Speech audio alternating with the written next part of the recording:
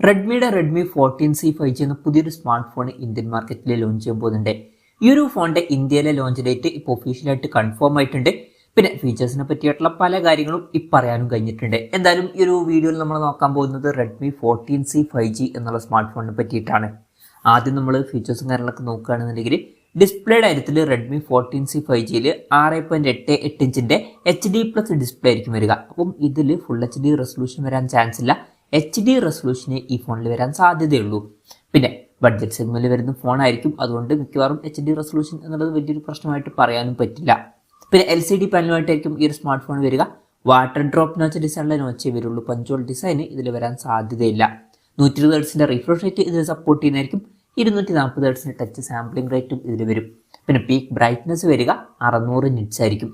അപ്പം അത്യാവശ്യം ബേസിക് ആയിട്ടുള്ള ഡിസ്പ്ലേ ഫീച്ചേഴ്സ് ആയിരിക്കും ഇതിൽ വരിക. എക്സ്ട്രാ ആയിട്ട് 120 Hz റിഫ്രഷ് റേറ്റും വരുന്നതായിരിക്കും. പിന്നെ side mounted finger print sensor ഇതിൽ വരുന്നതായിരിക്കും.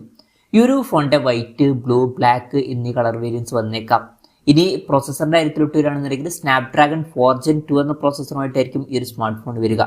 ഈ ഒരു ഫോണിന്റെ വില 10,000 രൂപയ്ക്ക് താഴെയാണെന്നുണ്ടെങ്കിൽ ഇത് അത്യാവശ്യം നല്ലൊരു പ്രോസസ്സറൊക്കെ തന്നെയാണ്. ഈ ഒരു പ്രൈസ് റേഞ്ചിൽ ബെസ്റ്റ് എന്നൊക്കെ തന്നെ പറയാം. പിന്നെ 5G സപ്പോർട്ടും കാര്യങ്ങളൊക്കെ ഇതിൽ വരുന്നതായിരിക്കും.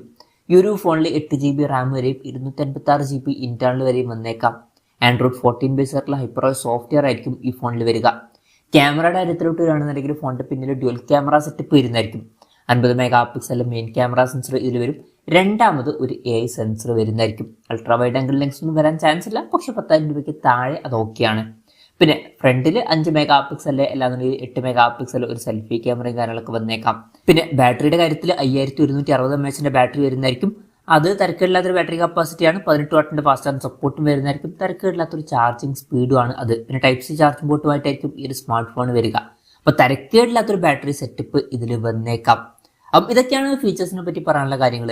ഇനി ലോഞ്ച് ഡേറ്റിന്റെ കാര്യം പറയുകയാണെന്നുണ്ടെങ്കിൽ ജനുവരി 6 ഈ സ്മാർട്ട് ഫോൺ ഇന്ത്യൻ മാർക്കറ്റിൽ ലോഞ്ച് ചെയ്യാൻ പോകുന്നത്. ലോഞ്ച് ഡേറ്റ് ഇപ്പോൾ ഒഫീഷ്യലായിട്ട് കൺഫേം ആയിട്ടുണ്ട്.